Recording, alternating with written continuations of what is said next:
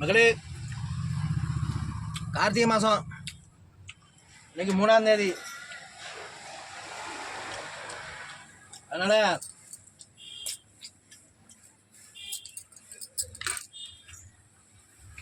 சீரக சம்பா அரிசி, சாம்பார், அப்பளம், உருளைக்கிழங்கு மசாலா பொரியல், கீரை, ஊறுகாய், மோர் எல்லாம் பக்கத்தில் பக்காவாக இருக்குது. கொஞ்சம் கொஞ்சமாக சோறு இப்படி சோறு சாப்பிடணுமா. டேஸ்ட் நல்லா இருக்கு மக்களே.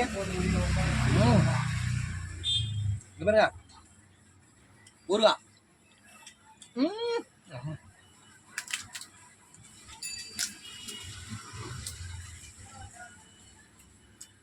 கார்த்திகை மாதம்ல யார் யாருக்கு கார்த்திகை மாதம் சாம்பார், கீரை, முருங்கை இந்த மாதிரி பிடிக்கும்னு சொன்னால் கமெண்ட்ல சொல்லுங்கள் மக்களே.